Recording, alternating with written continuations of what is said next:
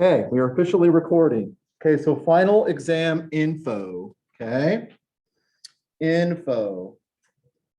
Okay, so here we go. Again, not because I have to, but because I love you all.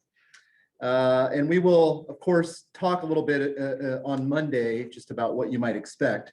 But the exam, I believe, is on Wednesday, right? And so that's like 4:28. And I think, if I'm not mistaken, does it go from like 10 to 11:50 or something? Okay, so it goes from, what is going on here? It goes from 10 to 12, basically. Okay, so 10A to 12. Is that P, I guess? Okay. And here's what you can do. Okay. I will let you make an 8.5 inch by 11 inch. Okay, I actually have to specify this because in the past, people have gotten a little bit liberal in terms of what they've done. Okay, so I literally want it to be 8.5 by 11 inch piece of paper, which is a standard piece of paper. So sheet with whatever you want. Whatever you want. Okay, front and back. Okay, so basically that's basically like 2 pages of information. You can put anything that you want on there. Okay, so the emphasis will be primarily chapter 15, but not exclusively. But chapter 13 and 14 are fair game.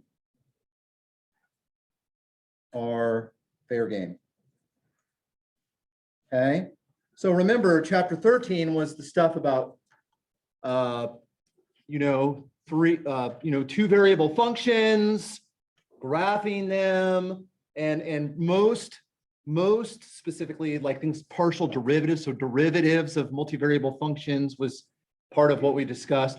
Tangent planes, normal vectors, normal lines, and things like that. Okay, chapter 14 was all stuff integration, and chapter 15 is the stuff that we've been doing, which is more in the realm of applications of everything that we've been doing. Yes, things like curve integrals and now surface integrals being the climax of the course itself. That's literally everything that we did in the entire semester. Yes, I know that there's been a lot of kind of offshoots and variations on those things, but 13, differentiability of multivariable functions, 14, integration of multivariable functions, and 15, applications of those 2 things in the realm of multivariable functions, primarily curve and surface integrals.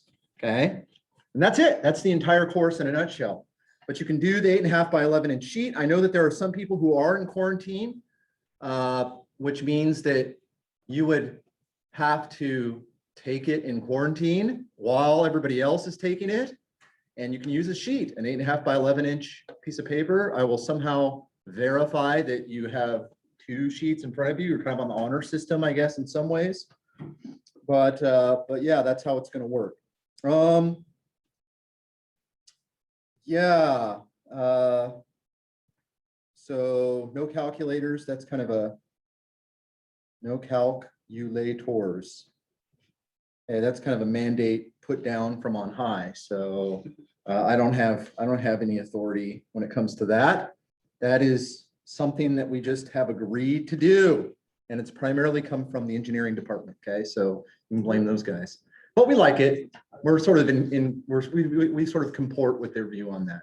Okay. Any questions on that? I mean, we'll talk about some review problems and whatnot later, but any questions on that? Yeah. How much is it worth? That's in the syllabus. Yeah. Yes. Is it a handwritten sheet?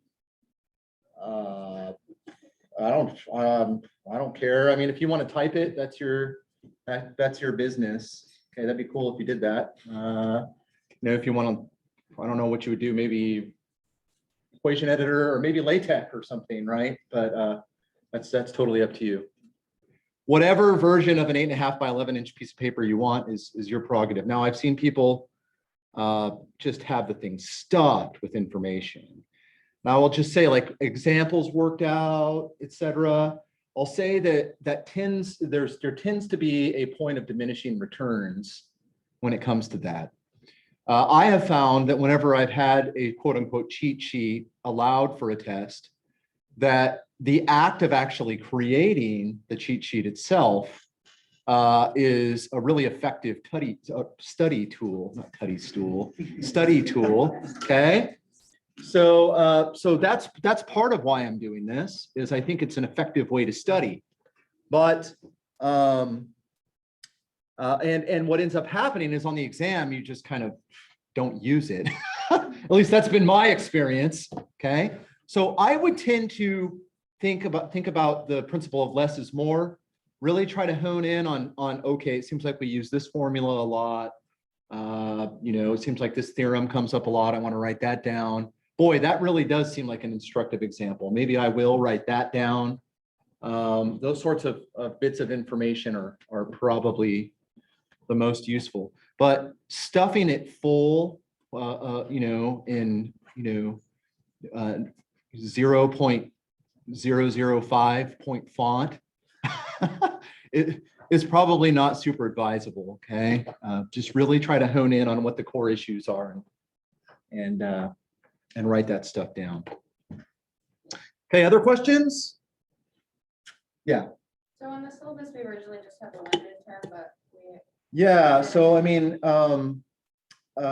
right. So I think my plan was to somehow have the 3 tests weigh the same and leave the web design be the same.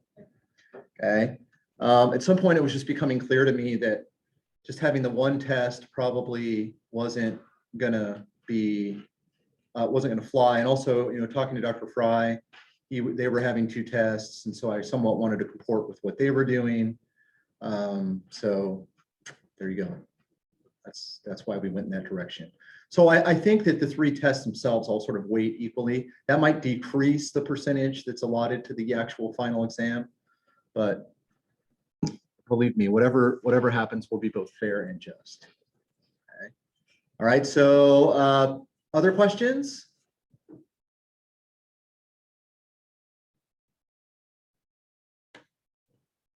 All right. You guys want to know some easier ways to compute some surface integrals and some line integrals? Okay, so there's the last 2. So the fact of the matter is, when you compute a surface integral, you guys have seen that monstrous difficulties can arise. First of all, you have to parameterize the surface.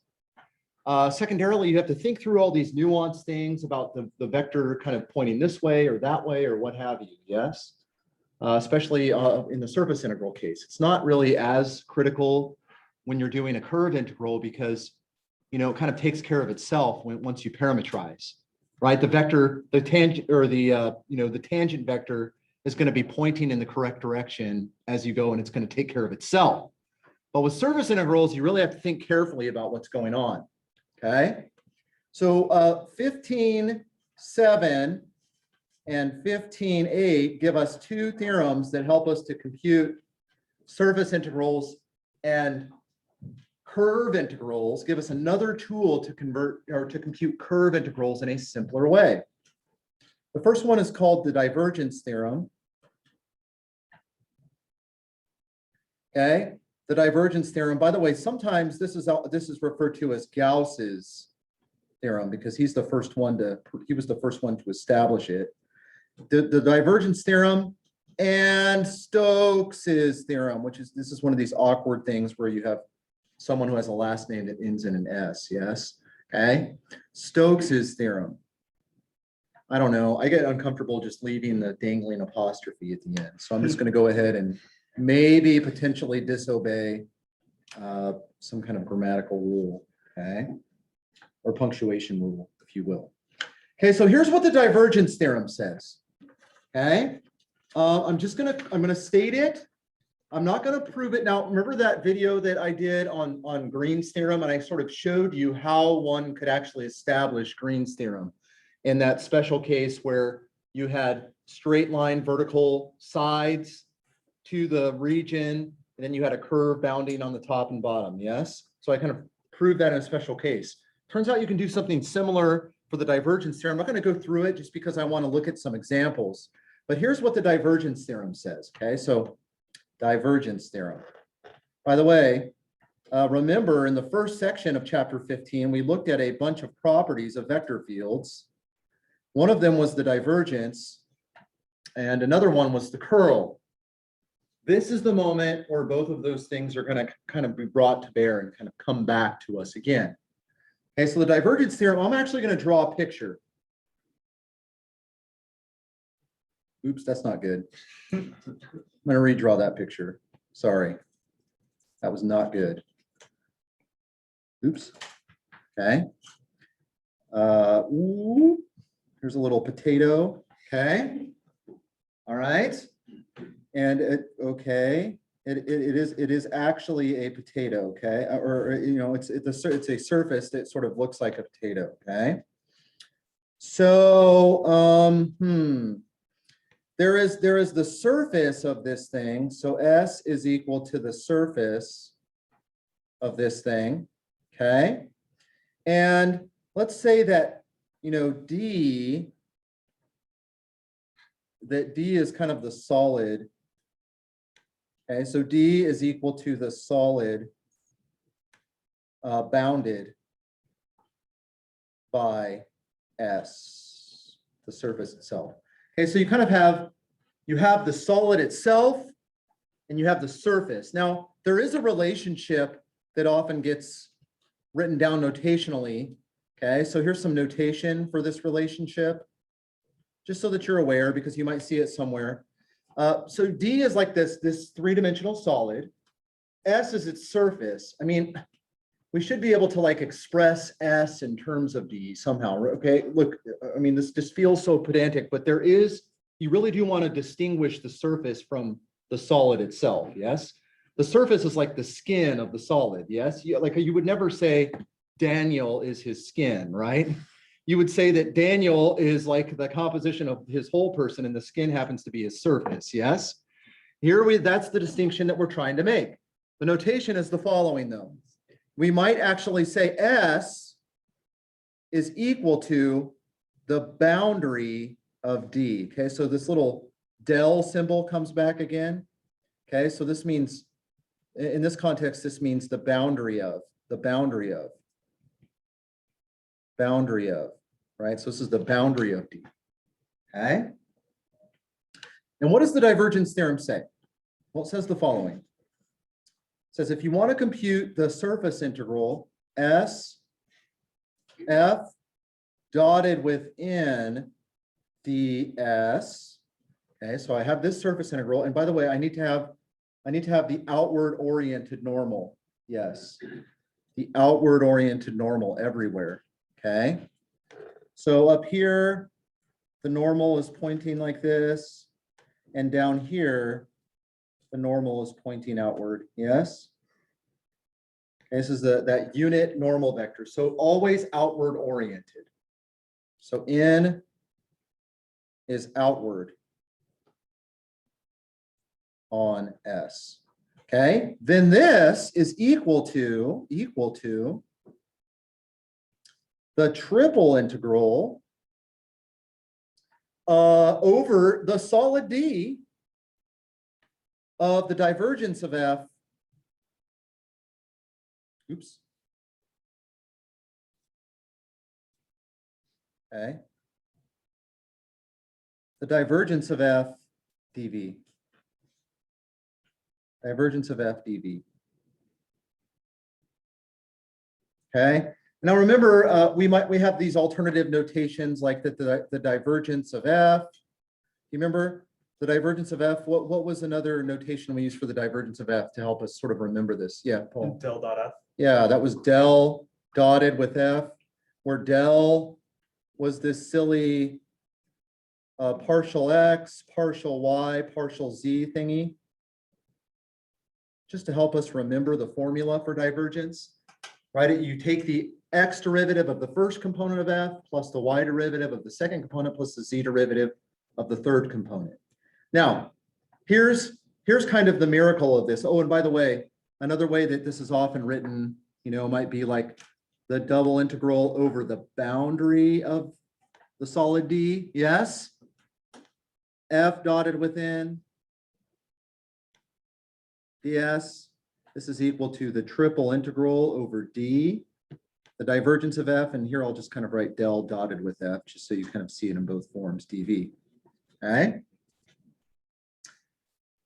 Now, one thing I want you to notice is this is yet again another calculus theorem that happens to say something about computing an integral over some kind of interval or region or solid, and that we're able to do that by looking at something on the boundary instead.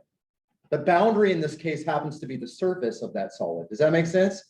So this is another calculus theorem that is yet again relating the integral over a solid or a region or an interval with something related to its boundary. Yeah?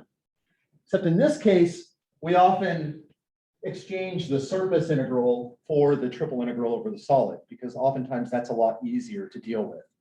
Because this allows us to not have to parametrize anything. Don't you see? Yeah?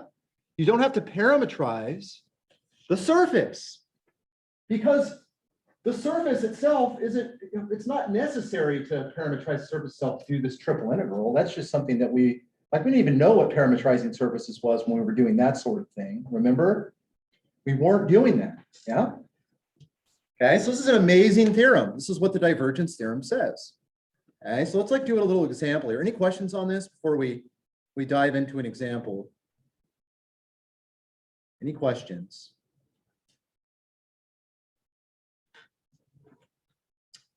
Okay, well, check this out. Let me see here. I had a really kind of gnarly example, okay? Okay, so here we go.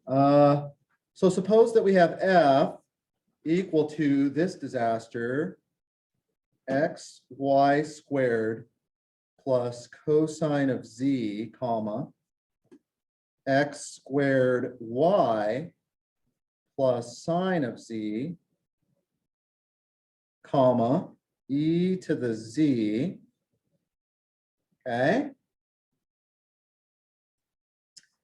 And we have D, which is given by, which is just the solid bounded by the cone,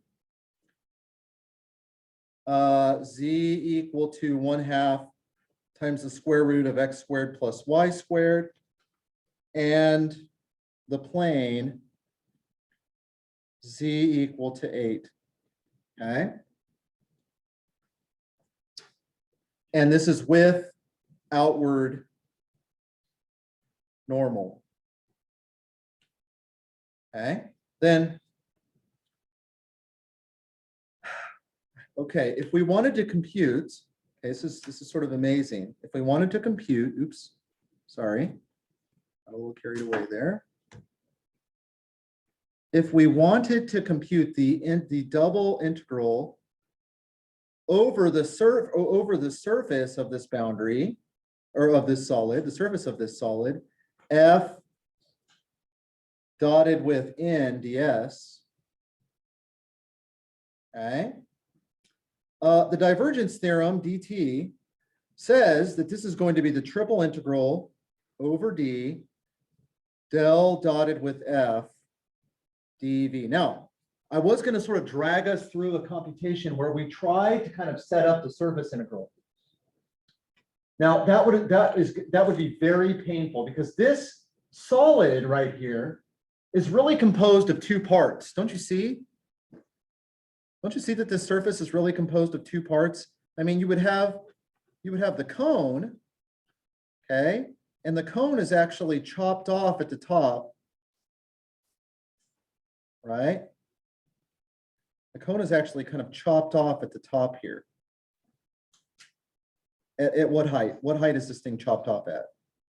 That's equal to 8. Yeah, it's equal to 8. Yeah, that's right. Now, it seems like we're probably going to have to eventually, just so that we're aware, this really is, this time we're doing everything, okay? The whole surface. So I'm going to kind of put a green top on that as well, just so it's clear that that is our entire solid D. Okay. Now it seems like we're going to have to eventually know about the shadow of this thing down here. Yeah. And it seems pretty clear that that shadow is going to be some kind of circle. Okay. Now what circle is that? How would I sort that out? Yeah. Let z equals 8 and then solve for the Yeah, equation right. of- So you just say, you say 8 equals 1/2 the square root of x squared plus y squared. And then you say, okay, so 16 equals the square root of x squared plus y squared. Okay, and then you have to square this thing. So 16 squared equals, I think I have this right. 16 squared equals x squared plus y squared. So this is a disk down here. The shadow of this thing is a disk of radius 16. Don't you see? Yeah. Okay. Interesting. Okay. Now what about del dotted with f? Okay, that is the divergence of the vector field f. Well, I would have to take the x derivative of the first component. Don't you see? If I actually had to parameterize this surface, I would have to plug in what x was, what y was, and what z was into that first thing, right? And then I'd have to do the same thing in the y coordinate of this vector field and the z coordinate of this vector field. And then I would have to dot that with a normal vector I got from that, yes? I mean, this thing, I'm telling you, it is a nightmare. Okay, I wrote it out and I was just filling up like an entire page just with like what the integrand ended up being. Yes, it's horrible. It's horrible. It's not impossible, but it was horrible. Okay. There are situations where it actually does end up being impossible to do it without the divergence theorem. But let's just think about this for a minute. Okay, so what is del dotted with f? I would take the x derivative of the first coordinate, and what would I get? Right, you guys know that this is like partial f partial x plus, that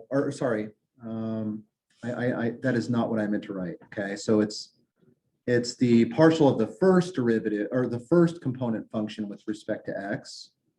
Okay, so it's, if this guy right here, let me say that this is like m, this is n, and this guy right here is p, then this is going to be the x derivative of m plus the y derivative of p plus the z, or n plus the z derivative of p. Yeah? So what is the x derivative of m? What's that? What's the x derivative of m? Y squared. Okay. What is the y derivative of n? X squared. What is the z derivative of p? E to the z. Wow. That sort of simplified a lot. Yes. Not only that, you have like an x squared plus a y squared sitting there, which, given the fact that the shadow of this solid ends up being a disk in the xy plane, seems to move us toward wanting to convert to polar coordinates or cylindrical coordinates, since we're dealing with a a triple integral in this case. Well, let's sort of do this. So look, I'm converting to polar coordinates. Polar. Oops, what did I just write? Polar coordinates. Okay. It's going to be the triple integral. Okay. x squared plus y squared plus e to the z. Well, x squared plus y squared, that's just what? R squared. I leave z alone if I'm in the cylindrical coordinates, yes? So this is going to be r squared plus e to the z. And then it's going to be r dr d theta. And we say to ourselves, okay, fine, r dr d theta. Well, what does theta go between? Yeah. Why Oh, sorry. What am I missing? DZ? Yeah, I'm missing dz. Is that what you were going to say, Paul? Yeah. Thank you. Okay, r dz dr d theta. Okay, so what does theta go between? If I want to intercept this whole thing, yeah. 0 to pi. Yeah, that's easy. Okay. What does r, okay, for every angle theta, for any angle theta, okay, so I don't know, here's theta right here. R starts at 0 and goes out to the edge of the disk. So R goes between where and where? 0 and 16. And if I fix, okay, this is where things get sort of interesting, okay? If I fix any R and theta right here in this disk, Z, okay, to get in the solid, Z starts on the cone. Z starts on the cone and goes up to the plane. Don't you see? Yeah? Z starts on the cone and goes up to the plane to drag itself through the solid. Okay? So that means for sure Z goes up to 8. Yes? What is the cone? Well, the cone is Z equal to 1/2 the square root of x squared plus y squared, which is, how would I write that in the polar coordinates? What, r over 2, 1/2 r. That's right, 1/2 r. R over 2, exactly right. Okay, so now we're ready to go here. And by the way, I haven't written it on here just because I didn't want to waste a lot of time, but to see the actual surface integral is bad. It is very bad, okay? Looking at this in comparison to what we would have had we gone straight to the surface integral, it would have been an absolute nightmare, I promise, okay? It would have been really bad. Okay, so okay, fine. What about the first integral? What is the antiderivative? Okay, so first of all, I could kind of distribute this thing through if I really wanted to, yes. What is the antiderivative of r cubed dz? What's that? The antiderivative of r cubed dz, what would that be? R cubed z. Yeah, just r cubed z. Okay, plus, okay, the antiderivative of r e to the z is just r e to the z. Don't you see, right? I'm only doing this in terms of z in this case. Okay, so this is going to go between r over 2, z equal to r over 2, and z equal to 16. Okay, and this is dr d theta. Should that be z equals 8? Oh, yes, z equal 8. Sorry. Yeah, this right here should have been, those two things should have been 8. Yes, thank you. It's always good to do things with other people. Or should the integral still be? Oh, 16? yes. Thank you. This should still be 16, but this should be what? 8. Yes. Okay. Fair enough. Okay. What do we get here? Well, it's going to be the integral from 0 to 2 pi, the integral from 0 to 16. Okay, plug in z equal to 8, which gives me 8r cubed plus r times e to the 8th minus, okay, that's interesting, minus what? minus the quantity. I plug in z equal to r over 2. That's going to be 1/2 r to the 4th plus r e to the r over 2. And that's dr d theta. Yeah? And you know what I'm going to say at this point, right?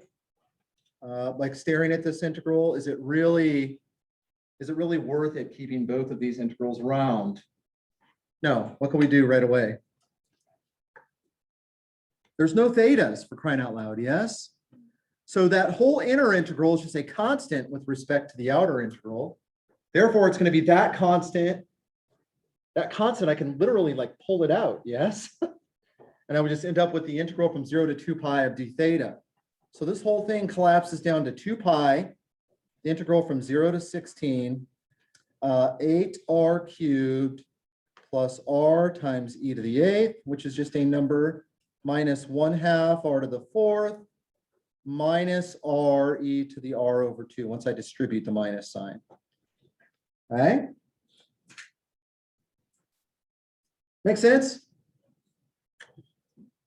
All of these integrals are fairly easy to do. I'm not going to go through the entire thing. Like if you don't know how to do this first one, I'm concerned. Okay. If you don't know how to do the second one, I'm definitely concerned because e to the 8th is just a constant. Don't you see? Yeah. If you don't know how to do this third one, I'm concerned. And frankly, I would also be concerned if you don't know how to do the fourth one, but you would have to think a little bit. What would you have to use to do this guy right here? U sub. Not U sub. Integration by parts. Yeah, it would have to be integration by parts, IBP. Integration by parts would be the way to go on that one, but you could do it, yes? Okay. So what I'm going to say is at this point equals, etc. Okay, these are just techniques that we should all know how to do. But the point is, look, did I have to parametrize anything? No. Did I have to suffer through this sort of finding of a normal vector? And actually, I would have had to split it up into two. Don't you see? Look at this. I would have had to split the surface of that solid into two pieces, namely the flat top and then the thing on the side itself. Yes. And I would have had to think about the vector always kind of being oriented outward. I would have had to do two separate surface integrals, two separate parametrizations. You see what I mean? That is a disaster. Who wants to do that, right? And you could do it, but it would have taken a lot longer than this. Here, the hardest thing that we really had to do is the integration by parts. Yes, and that was it. Okay, so that's pretty nice. Any questions on that? Questions?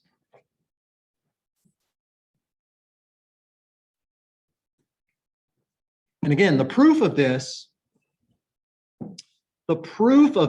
isn't that bad. It just takes a little bit of time. It's not that, it's pretty similar to what we did for Green's theorem, okay? In fact, I'm not going to go through this, but Green's theorem is basically a special case of the divergence theorem. It really is like a special case of the divergence theorem, believe it or not, okay?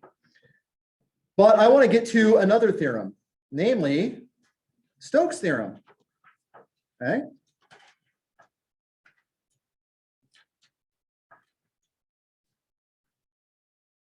Stokes' theorem, okay? And once again, I'm going to kind of draw a picture of what's up here. Okay, so, oopsies. Yeah, there we go. So,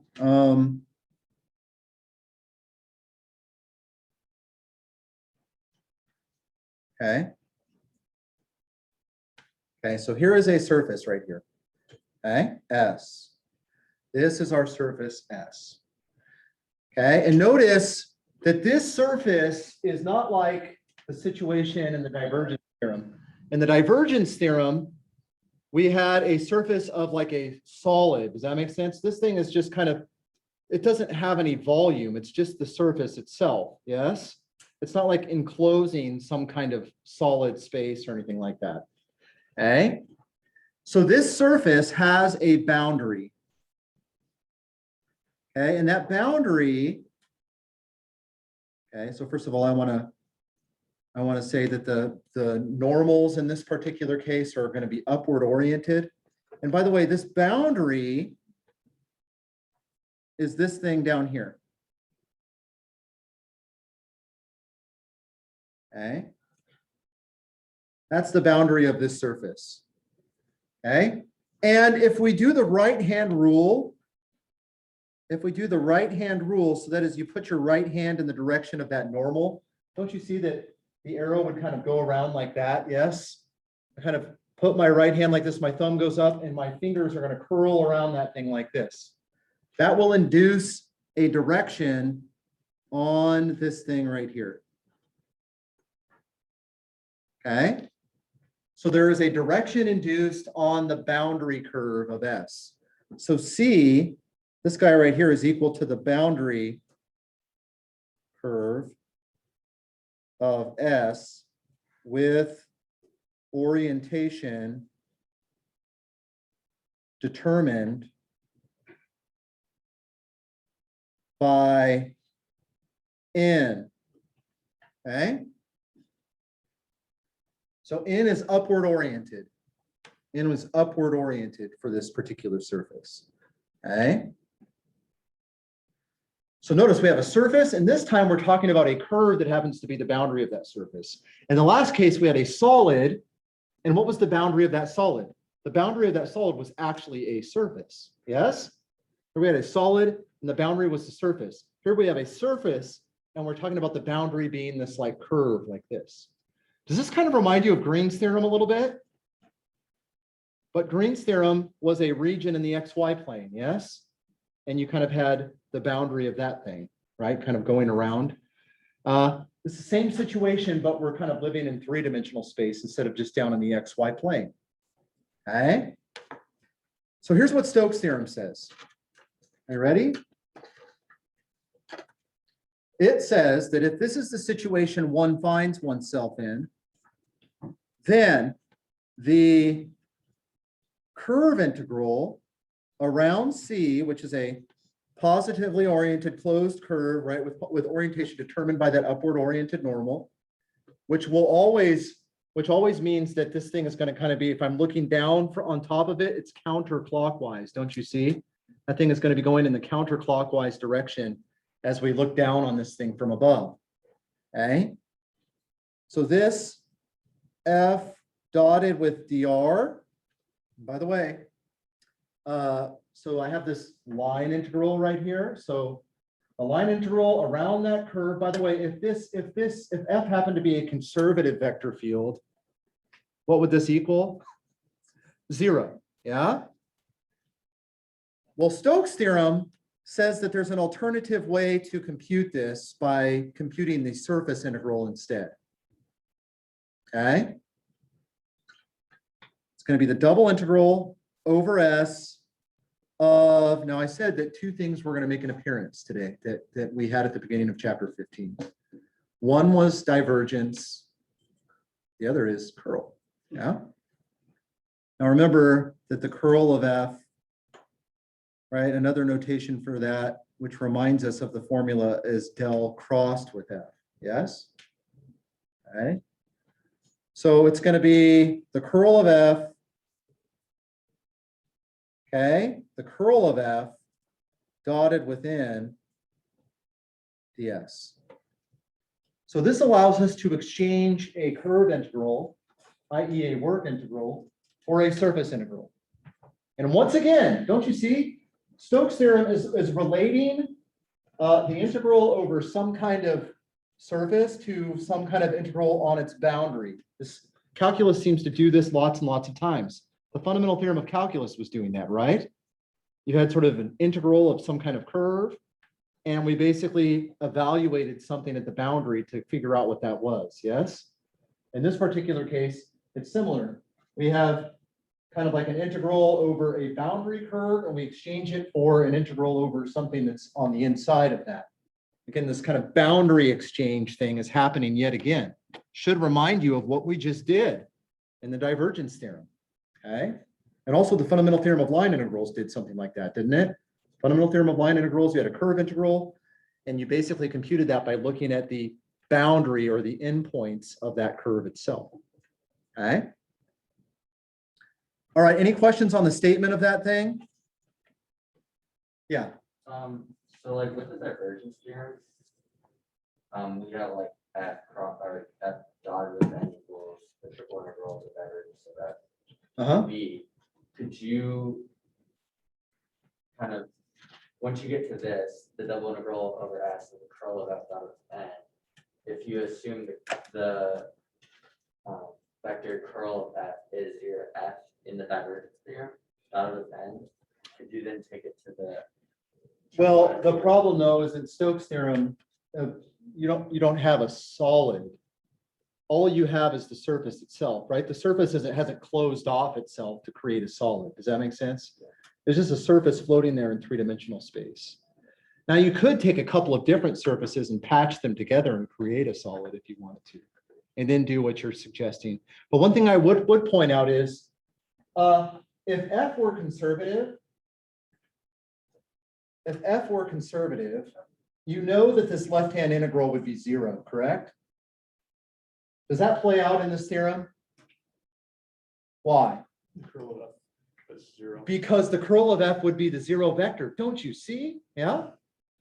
So actually, if f were conservative, the curl of f would be 0, and you would have the 0 vector. Well, that's just 0. You would just end up getting 0 for the surface integral. Yeah.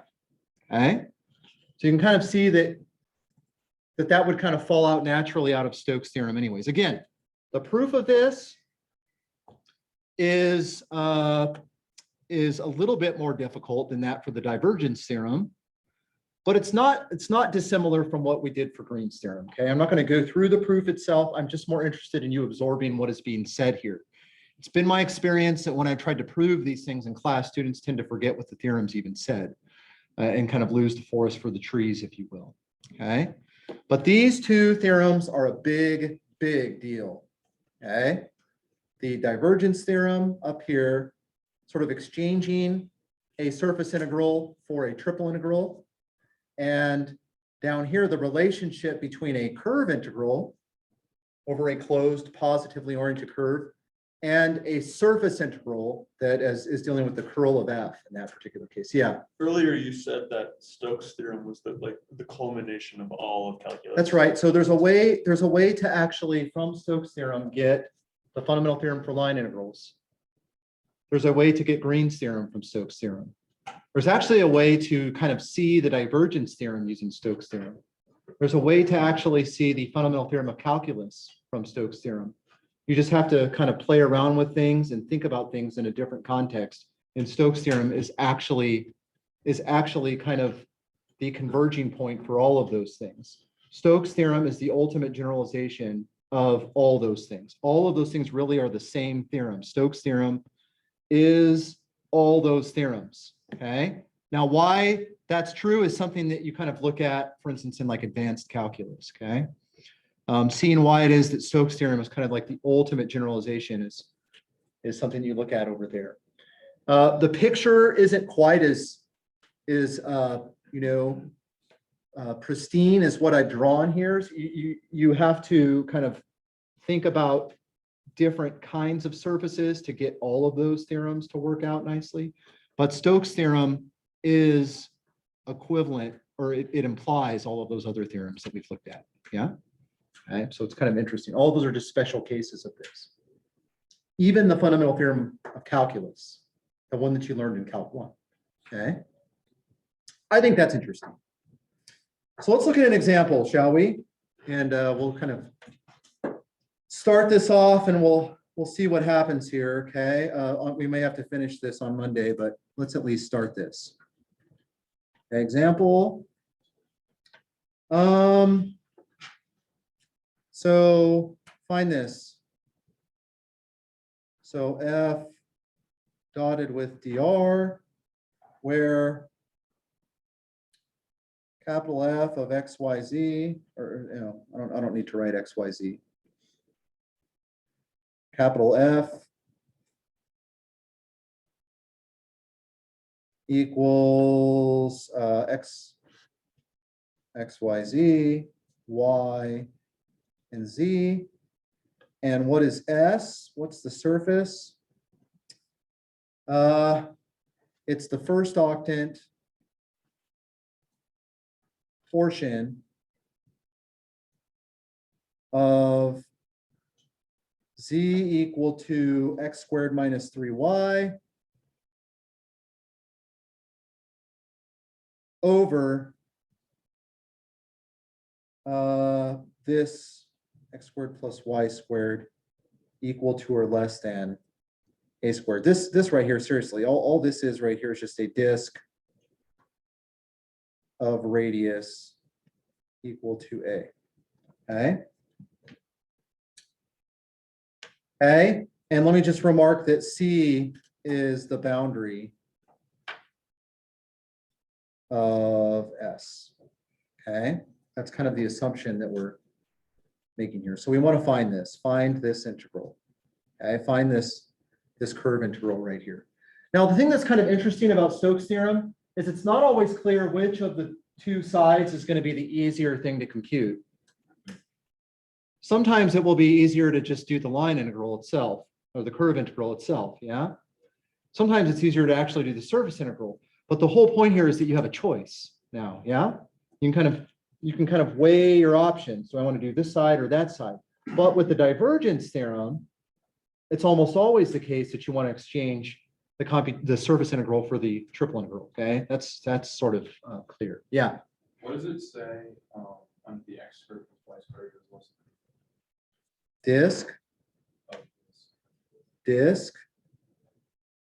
of radius equal to a, yeah?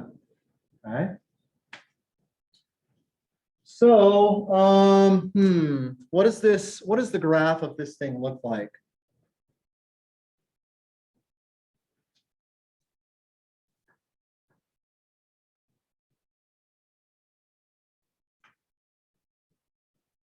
So it's the first octant portion of this particular thing. Okay, and you want this thing just over the disk of radius A in the first octant. So like the picture that we have in our minds, and we're not going to be able to finish this today, but the picture that we have in our minds is, look, we're only looking at stuff over here and we want a radius of A. Okay.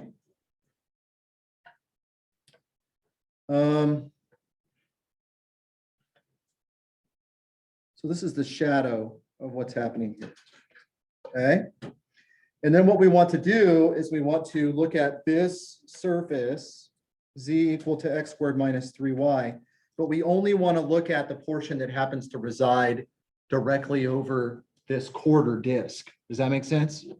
We only want the portion of this surface that happens to reside over that quarter disk.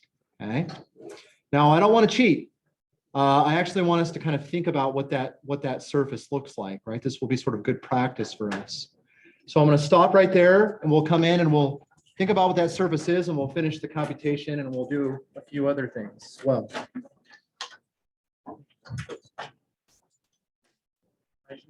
It didn't seem like 3y.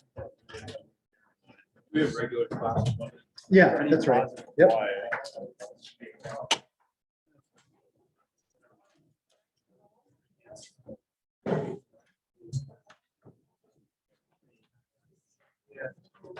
Yeah.